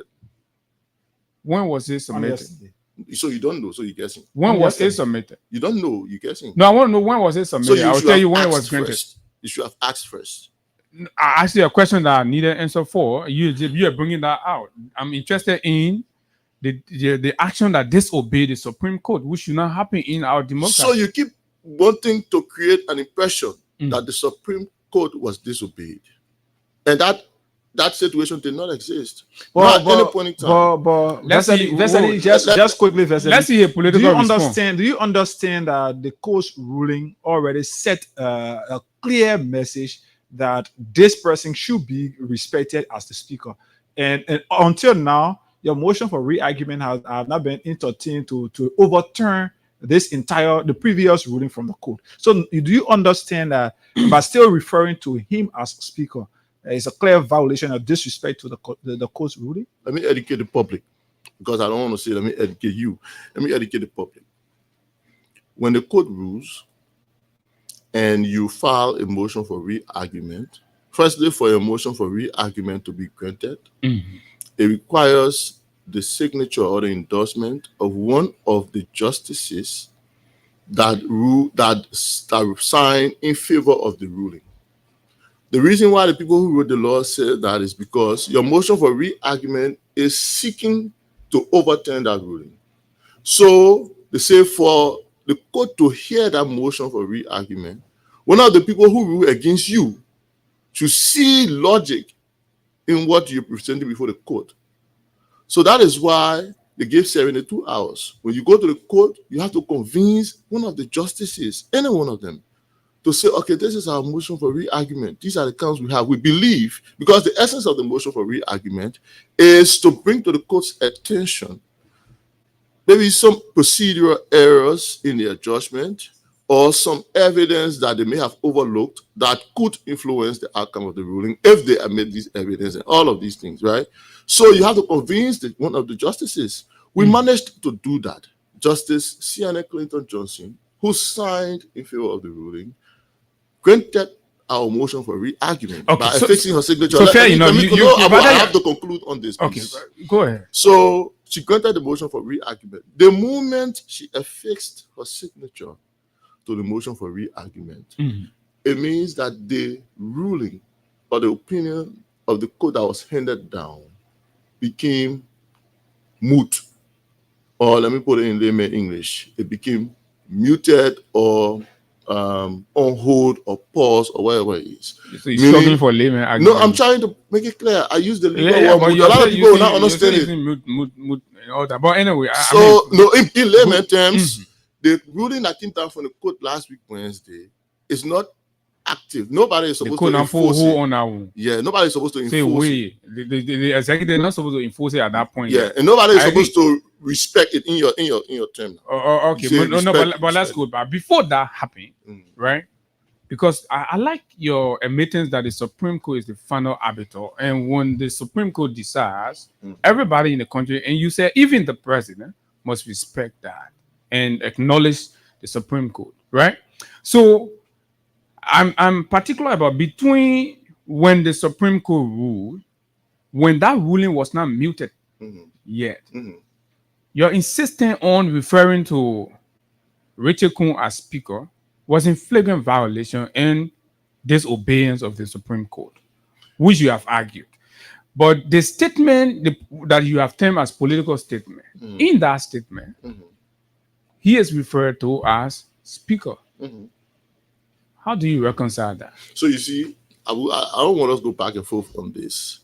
No, but you have to agree that, yeah, at one point we disobeyed, but then we came back, our lawyers advised us, and we did the right thing. Abu, I'm a journalist myself. You know, I mean, I don't know how you're trying to push out of my mouth. No, I just want us to set the record straight. The words that, because there's about setting the record straight. Nobody, absolutely nobody, to the best of my recollection, disobeyed the court's ruling. Here's the statement. 1 minute. This is on Vesely Sumo's page. Statement of the leadership of the House of Representatives by and through the Speaker of the House of Representatives, Honorable Richard Kun. In the aftermath of the Supreme Court, my dear learned good friend and brother referred to Richard Kun as Speaker of the very House of Representatives. They could have said, no, you're not. Jay Funatikova is the Speaker. You don't find that as disobedience. So you see, you are the one terming it as disobedience. To whom did we go for remedy? The very court. If you claim that that statement as issued disobeyed or was disrespectful to the court's opinion that he handed down, we went right back to that same court. Okay. Are you more inclined than the justices to know that they were disrespected, but they themselves did not see that they were disrespected? Did they tell you? No, it's a question I'm asking you. Have they told you that? Well, by their action. That's no. They are under legal obligation to, of course, entertain in the stipulated time frame. Petition for re-argument. They were acting, duly. So, of course, that is not an agreement that we were not disrespected. A lot of people have disrespected the code. They go there, the code say honors and hear them out. So you see, It is you terming what happened as a disrespect. As far as we know, the court has never felt when the court feels disrespected, it acts. Okay, so let's pass by this because there are a lot of things we need to cover, right? Mm. Finally. But the fact that you say that the initial reaction was a political reaction, and what the action you took subsequently is the legal reaction, right? The bill, both were going along. I'm yeah, saying but while one we're is issuing the one is statement- political, one is. I'm saying while we're issuing that statement, our lawyers were at the court. Do you agree with me that it is an admission that your initial reaction was deceiving the public? How? Was a deception to the public? How? The one you term as political reaction. How? The man rejected the ruling, but then he went and succumbed and followed the process. Well, the process. I don't know. Maybe deception is the wrong choice of word. Maybe you mean something Yeah, else. No, maybe you mean something else. That because- statement, anybody taking that statement might have been deceived subsequently when the very man who issued that statement went by and said, okay, I will follow the due process. You know, Abu, do you understand what politics is? You want to teach politics No, now, I or don't you want to. I mean, talk I'm just about- asking you because you see, we're in a political terrain, and maybe this is why. So in politics, you This don't is why admit. the Honorable Fonati Kofa finds himself in the position he finds himself today, because he took his eyes off the politics. You think Retekun is more politically inclined Well, he has proven than, that. than Fonati? He has proven that clearly. Really? Yes, he has proven that. And then he failed on He went to an consolidating. election. No. He failed no. on consolidating power, even with all of the executive backing. Who has failed to consolidate power here? Your man. No. Let's remind the public. Listen, there was an election here at the Capitol building on the 15th of January last year. In that election, a certain gentleman by the name of Fonati Kofa won by 36 to. Well, you can way back into because I history. want the No, public let's talk to about know. now. No, I want the public 6 to months. know. It has been 6 months. Your man. No, I want the public to few know who members has of the not been House. able to consolidate their base. I want the public to know that. Mhm. So It's already important. it is because you brought it up. So 15th January 2024 is the date. Mhm. An election is held. Fonati Kofa wins as Speaker of the House by 36 votes. He wins Richard Kuhn, who amassed 31 votes. Mhm. 8 months later, after that day in January, a resolution is drawn up for his removal. Every single member of the House of Representatives that voted against him in January signed that resolution. It means that even after presiding over the House for over 8 months, he was not able to convince one person who did not see it in him to be their leader in January that he was a good leader after 8 months.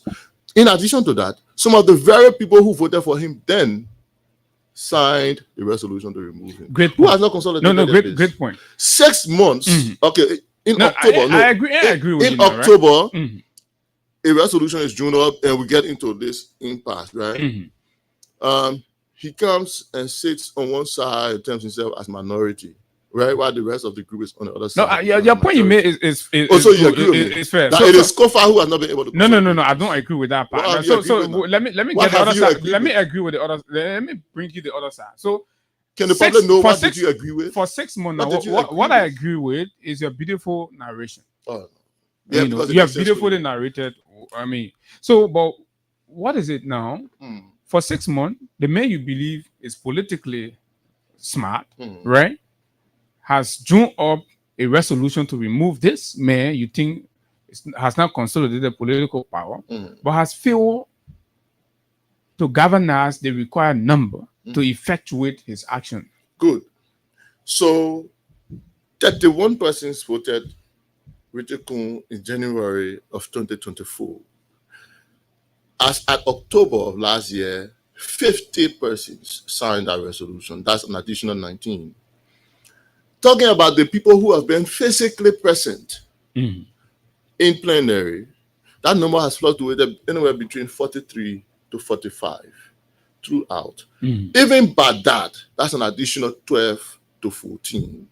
Who has been able to use their weight politically? I mean, the number required to remove the very man. So you is see, what that no, you've not the been able. point This we're making political here- genius of yours. The point we're making here Mm. is that Kofa as a politician, with leadership giving him for over 9 months, could not convince one of his colleagues.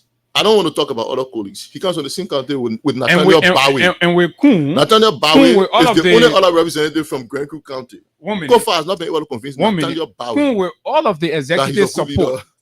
Kun with all of the executive powers behind him, all of the executive backing, the presidential support and all that, right?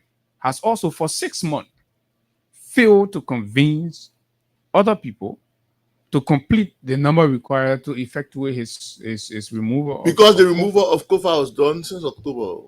Nobody has been looking for numbers to remove Kofa. And why are you looking for numbers now? And that brings us to recently. We saw a press conference was called by your boss, where there were announcement of probably a new resolution and additional signatures that was gained from others from the other side.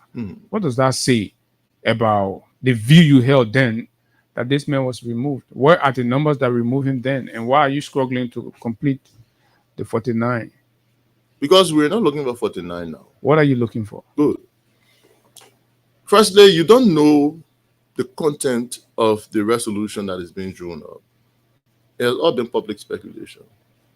So tell us. That they're looking for signatures to remove Kofa. No. Look, as far as the members of the House in their majority are concerned, they removed Kofa since October of last year. In fact, on November 16 or 14, a new election was held. Who was elected speaker? We passed that long time. You see, but you're still going to court on that. Who went to court? Kofa. No, but you have gone for re-argument. Are you aware? Have you forgotten? Because as much as we have satisfied the political side of things, the fact that Honorable Kofa has continuously gone to court. You don't want us disrespecting the court. You want to go to court and we say, will we behave like Kofa did in 2018 to tell the court, don't meddle in our business. We're not coming to you. No, this time we thought to respect the court. We went there. So we've continuously gone there. We have no record of disrespecting the court. No record. If anybody has a record of disrespecting the court, Kofa has it. When he was chair of judiciary, he wrote on behalf of the House, telling the court to stay out of the legislature's business. But let me answer your question. Do you know how many resolution are you? The resolution on the resolution that is being drawn up now, I am aware because I basically was one of the crafters of the resolution. We have had this impasse, as the public terms it, for maybe about 5 months now. And since November or maybe December, it's just been, we go to session, we're trying to convince our colleagues, they're not coming, suspension, we've had a lot of things. We come to a point where there is a ruling from the court that recognizes Kofa as speaker. Okay. We take remedial action at the court. But while the court's process is still ongoing, we tell ourselves, no, let's consolidate our base. Let's make sure that we have everybody intact. Consolidate your base. Yeah, political base. Okay. So we draw up a resolution. A new resolution. No, it is a different resolution. But it's a new one. Yeah, okay. Yeah, you have there's an old one in the No. When that's why I'm careful not to use the word new. The old one was the one that the guys. I'm careful not to use the word new because by using the word new, that my word. Okay, use your own word. No, by using the word new, we'll make it appear like it is the same version of the old one, but in a new form. No, this one is a completely different one. Okay, it has got no. What is this one seeking to do? This one seeks, like I said, to consolidate our base. It seeks to reaffirm and recommit our position, our stance to the fact that we are the majority. We have made a decision, and that decision stands. Did you observe a threat to your position? No, we didn't. Are you threatening? Why reconsolidate, reaffirm, recommit? Because that is a political theater. I keep telling you, the reason why Kofa finds himself in the position he finds himself is because he overlooked these processes. I find it hard to believe that people are only signing resolution just to reconsolidate. Well, and then people are lobbying to have other people come and rejoin them. No. I mean, come and join them. No, some are rejoining. Let's get it straight. Let's get this straight. We put together a resolution recommitting ourselves to our stance. Other people. To your stance to removing Kofa? No, our stance to have removed Kofa. Look, you care to share with us a copy of that? The resolution has not been made public. So anybody guessing on the content, anybody talking about the content of that resolution is guessing. And what is the target? How many signatures you want to have on the resolution? 73, including that of Kofa. You gotta be kidding. No, I'm not. You're asking me how many signatures do we need to have? I'm saying 73. If Kofa wants to sign, he can come. And when's the timeline? There's no timeline. So it's open. Look, you say, oh, we're lobbying to get people. So look, people are sitting in their rooms or in their offices and thinking, okay, maybe there's no need. I mean, why am I wasting my time in the name of trying to support a person who has got no authority, whether political or legal, to head the house? Let me go. So lawmakers themselves are waking up and coming to the Capitol to sign onto the resolution saying, okay, we're committing ourselves to whatever the majority has decided. That is exactly what is happening at the Capitol. Okay. Nobody is going to anybody and say, please come, please come. That is why you saw Representative Bernard Benson decide that, okay, I'm leaving the majority. I want to stand with a man who has no authority. We say, okay, kudos, goodbye. The day you make up your mind, come, the resolution is here. In the not too distant future, we will publicize the resolution with the signatures attached. Okay, fair. And then the public will get to know the content of that resolution and why it was drawn up. I can safely say that it has got absolutely nothing to do What's the Kofa. current actual numerical strength of the resolution? As the time I'm sitting here, we should have 51 signatures on that resolution. What about the previous 50 you guys posted? Of the last time we held you here, you said you've got 50 signatures, and we heard about 5 others that have joined your camp, and again you are at 51. No, so let's get this straight. The 50 signatures that were affixed to the resolution that removed Kofa in October. I tried to remove Kofa, you mean? That removed him. Oh. That resolution carried 50 signatures, right? There were people who decided that since there was still a back and forth, well, I'll abstain from the process. I'm not going to sit with the majority, neither am I going to sit with the minority. I'm going to abstain from the process. There were others who thought, no, I think I want to be with Kofa, even though they had signed the resolution. So given that we've had series of events, we say no. Let's see who are those who do support the stance of the majority. So we draw up a resolution, very short, and say if you do support the stance of the majority to have removed Kofa and to recognize that the popular will of the people through their elected representatives must be upheld and respected. Publicly. Come and affix your signature. Publicly, we've seen senators in the aftermath of the Supreme Court ruling clearly announce their support and stance with the Supreme Court decision to recognize Kofa as the legitimate speaker. Are you considering on your return when the Senate decides to do business Kofa? Are you considering that? That is far-fetched. But what I'd like to say is that some of those senators made those comments either knowingly out of insincerity or unknowingly out of mere political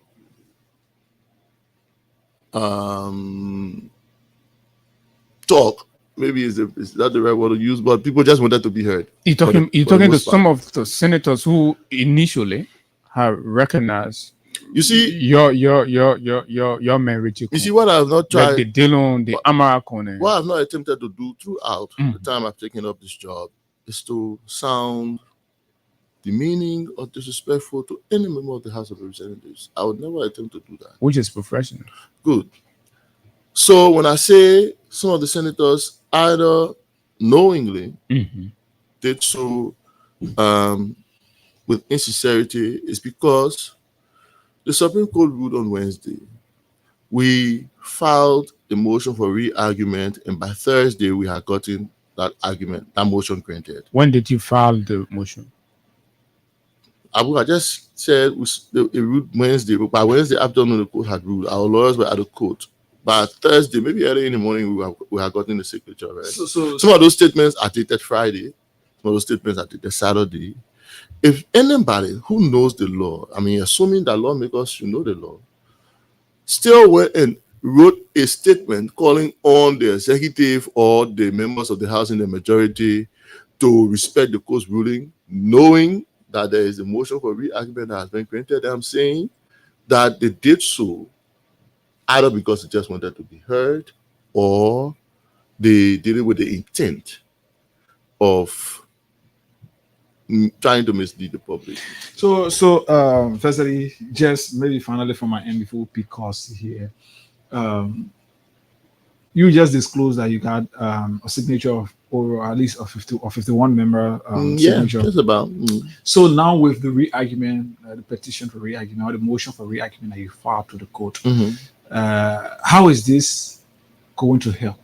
The signature is going to help when the Supreme Court still maintains its stance that your boss speakership is illegal. So again, let me correct that. The Supreme Court has not maintained any stance. We've not heard the motion for re-argument. Yeah, the court has not made any decision. No, assuming that happened. No, you were here the other day. I'm not going to make assumptions. No, but you were here the other day and you assume and predicted. So you see, that the outcome are going to be in your favor. Why are you shying away today? I'm not going to make assumptions in the midst of the facts. Okay, the experience of the past, you've been careful now. No.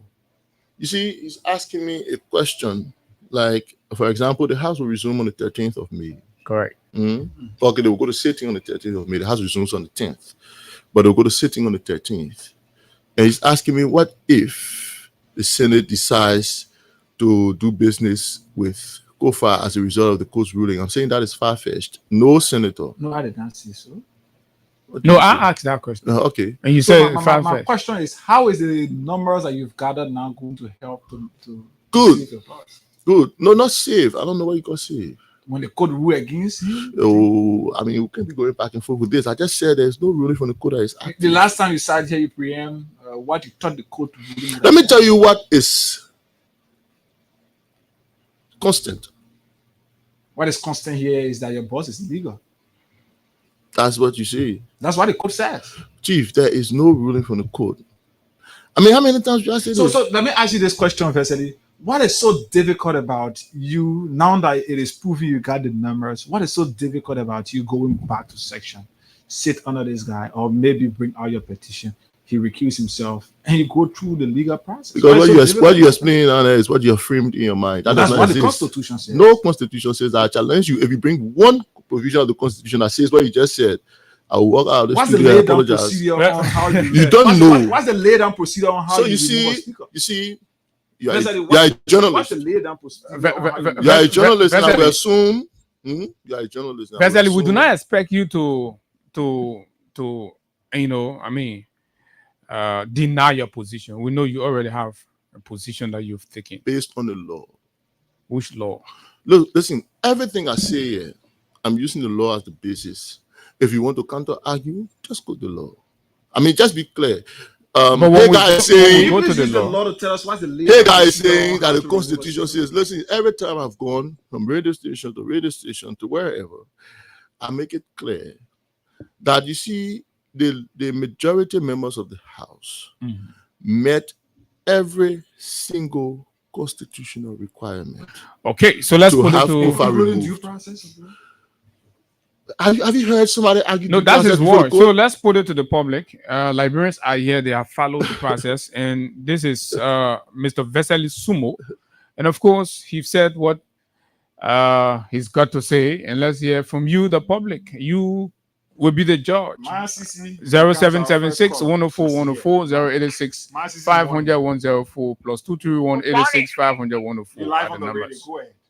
Thank you, Abu. Let me say good morning to your studio. 30 seconds. All the phones are ringing. Those people wasting our time sitting and listening to my brother, my son, his video. You wasting our time. What is your disagreement with him? My disagreement the last time he was here. And when you asked him, he said he was talking the matter, right? He told us on the same platform that Richard Kuto, the court is on him now. Richard Kuto told him that what's the court can't wait. Back off. Anyway, told you. Correct. That's what he said. The court and rule. He has come in battle and get information to the public. And he said, he said they do. All right, thank you. Let's take our colleague. Let's take our colleague, Kine Oliver Kine. Kine, do you have a question for our dear friend? Yeah, Abu, and let me say welcome again to Vesely. It's good you came to Freedom to have the conversation. Morning, brother. Morning. Let me say this. What are you trying to defend, Vesely? The court ruled on Wednesday. The very Wednesday when the court ruled, that court ruling by your argument was valid and still active. That was prior to the submission of your bill for re-argument or whatever the case is. You still have your bossman, and you proudly said you assisted in drafting that initial response. That initial response referred to Representative Richard Kun as the speaker when the court ruling was still valid, when that was prior to your filing for re-argument. Wasn't that a flagrant violation of the law of our country, where you are not supposed to disrespect court ruling? Because this is your own argument. On the day the ruling was done, that's what you did. So why do you think the court will even honor or overturn her ruling where that argument to be heard, when you even started disrespecting the court in the first place? Okay, thanks a lot. So just to end, you are questioning senators who still continue to call on people. Call on you people to respect the law, because you said there is a re-argument situation at the court. But you had a valid ruling that you did not respect. So why you want to police people who are asking you to do the right thing even after you finish filing? Okay. Oh, we can respect court ruling, but we respect your refiling. Thank you. It's troubling though. Anyway. Thank you very much. Let's talk to Musa Brown. Musa, good morning. Vesely shall respond. Good morning, Abu, and good morning, Hika. Morning. The last time when I called, and then my dear little junior brother Vesely respond that, oh, these are people that sit in America. Look, Liberia is for all of us. I come to Liberia every year. And so Vesely don't own Liberia because he work with Richie Kun. We own Liberia equally because I got my children there. No, I'm not sure that was from where he was speaking. And so what we're saying is that, look, Vesely is unable, he's grumbling, he's trembling to defend his boss. And this is not about Liberia. What we want Vesely them to know is that Liberia is greater than Richard Kun. Let that man state his disagreement. Is greater. The court That's the main of point. Liberia, the Supreme Court of Liberia. Okay. When they bring down the judgment, the first thing is to respect it. But Richard Kun, through you, Vesely, sat down and vehemently reject. All right, thank you, Musa Brown. All right, Musa, I want to give Eugene Jebo. Let's hear you. 30 seconds, please. There are a lot of people that want to contribute. Thank you. I'll be very brief. Thanks for the opportunity. And let me say good morning to your studio guest. Morning, Soup. I strongly believe. No, this is Eugene Jebo. Oh, this is not John. I strongly believe this platform never went short of guests. The platform always had the opportunity to invite. But man, what's your disagreement? So my point is, Abu, your studio guest has no new thing. They have extra opinion to tell as to why it's providing, why it's affording to the all right. Let's talk to David King. David, you live on the radio. Morning. Yeah, morning, Ida, and let me say morning to your studio guest. You see, your studio guest continue to dangling here and there. It is wrong for people to look at a court that they are running to, and they're respecting that very body, and they're turning around, going back to the very body that they respected, because rulings that came from the Supreme Court. I think it's final. You All right. Let's hear Court Hussein to rule Keo. in your favor Thank in a you. re-argument. Thank you. Let's hear Hussein Keo. Respect for the court. Thank you. Hussein Thank- Keo. 30 seconds. Thank you, Mr. Sharif, and let me say good morning to your guests. Firstly, Good morning, sir. yeah, this is Hussein Kew. Firstly, I'm so proud of you, and you take pride in your job. I think it is a good thing to inform the people about. What do you agree with Vesely on? I agree with Vesely because he is the spokesperson of the Speaker of the 55th. And all you agree with all the things the men say here, you only agree with him because he spoke. Have you heard you ask the people who? No, I asked them about the disagreement. They did not say anything. They said what they said. Why are you bashing the man? No, I'm asking if that's the only thing he agree with you on. No, Mr. Sharif, no, but you actually so protecting him, right? All right, wait. Please protect the color. Protect the color. Okay. Let's talk to this person. Morning. You didn't remember, man. Go ahead. You live. The message is probably because he's defending. Okay, this is William Polo. Calling for Gabriel Papa. Okay. I want to say good morning to Vesh. Good morning, sir. So you know what? Vesh, thank God. You know God very wonderful.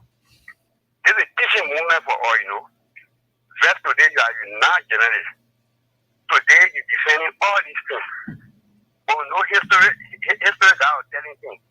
Yesterday you're on the radio condemning the same attitude today that you are defending today, Vesh. Which I attitude? will follow. I want to follow you. Today you're doing Which attitude he's asking? Which attitude he condemned? Mm-hmm. I'm defending now. At the time of Tara movement. Mm-hmm. I'm not ready that time. Okay. Let's The talk to message you're somebody not else. Morning. Yeah, good morning. You live on the radio. Please be fast. 30 seconds. Okay, this is Prince Kenneth. I'm calling from Johnsonville. Okay. Yeah, my question is, I don't know today to overthrow one speaker complaint. This was normal business. Because of this one fanatical far, so Liberia cannot run. And second, my second opinion is that all these people that fanatical. All right, your line is terrible. Peter Lynn Peters, let's hear you. Good morning, Abu. Good morning. And let me say good morning to Vesely. To be honest, I want to be very appreciative to you for allowing me to talk to Vesely on your platform. I followed him on Prime FM the other day, but I was Wow, able they've been denying you to talk to him? But she talks all the time. She comments on all my posts. No, I actually want to talk to him on the platform, but I didn't have the time to talk to him. All right, go ahead. You know, I follow Vesely and Kevin Demi on Prime FM most often. But the same Vesely here. Yeah, I'm the one. No change. No, and Abu, I used to love his analysis, most especially when he and Kevin Demi are having conversation. You know, sometimes I feel like Vesely used to be very straight when it comes to the analysis. He used to be balanced when discussing the issues. But the reason why we see sometimes we feel that the war is bad today because the bad people want to use the good people to influence all of good people around them. I think Rachel Kun is using Vesely to influence all of good people that have been believing him and have been following him through all his journalism something. So it's really sad. You know, Vesely himself know that what he is saying or what his boss is doing is actually wrong. Okay. Okay. All right. Really? Thank you very much. Thank you. Let's talk to somebody else here. Morning. Good morning, Mr. Konga. Morning. Konda. Konda, okay. Thank you so much for whoever following you. Let me say good morning. I'm Matt calling for Fikena Grandpa, County 1 upon County Fan. Go ahead. Look, Mr. Konda, you're not told to allow Vesely to come in studio. Why? No, the studio for everybody now. No, but Vesely then they want country chaos in his country. And this is what Don't make it. Don't make it for man. the EPS boss to take a detail from behind. All right, thank you. The message disappointed. So this is Dala Woo! No man, you can't do that, my man. Oh, no, you're not still coming good. Okay, so we can talk I to somebody think- else from here. 0776-104-104, 0885. I think you're announcing the numbers. 104. Let's You talk guys to do this so? person. Are you talking to people who need the numbers already? We did announce the number. No, we announced the number. Good morning. Go ahead. If Vesely did not hear, probably Vesely are playing something Let's just on play his phone. Sumawe from why so don't matter. Morning. You say your name is? So what I really want to clarify is they are saying that they respect the Supreme Court. And after the ruling, they came out and said, okay, the judicial system, the judicial part are finished, and we are starting with the political side. So we are going through the political side. In fact, they had nothing to do with the separation of power. They came up with that issue. Why are they running back to the court? Okay, fine. Your question is understood. Why are they running back to the code? Darawa, let's hear you. Yeah, I want to tell you. I'm Daniel Saki, and I just joined from Dope Community this morning. Oh, let me say good morning to Very Small here. See you there, Mr. Small. Good morning, sir. Yeah. My question goes to you. I'm listening. I want to know why is the reason that your boss man was sending letter to the court. He put there, I say the Kun, now Speaker Kun, saying he's the Speaker of the federal legislature. That's my. All right, thank you very much. Let's Okay, let's talk to this person. Morning, you live on the radio. I hope I will have enough time to respond. Yeah, we are taking Go two ahead. more Go calls. ahead. After this, we'll take one more and then you respond. Yeah, go ahead. You live. Okay, thank you. This is Concept and I call from Wall Street. Yes, somebody is sitting here and trying to defend something that we know if it were applied to him, he will ultimately. Some people have agreement in principle amongst themselves that Onagokova has been removed. Why is it? You can't say this man as a cancer.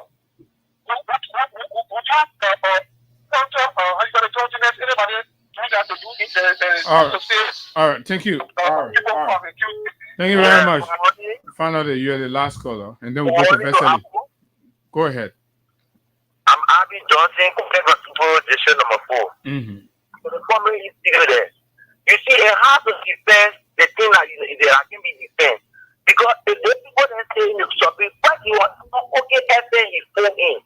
He said he will not respect the Supreme Court ruling and he will put out a press statement. 1 minute later, that press statement surfaced. Those guys is causing chaos. Okay. Thank you very much, Vesely Sumo. Those are the views from the people, and of course, aside from Hussein Keo, who says he likes the fact that you are the spokesman for Richard Kun. You are defending your boss. A lot of the comments don't seem supportive. Why do you think the people are not supporting your stance? Because the people who called on this platform are mainly those who listen to this platform every day. And they hear what you tell them. And what you tell them basically is what those who favor Kofa want to hear. I was very aware Some of of them just reference listening to Prime FM and listening to OK FM.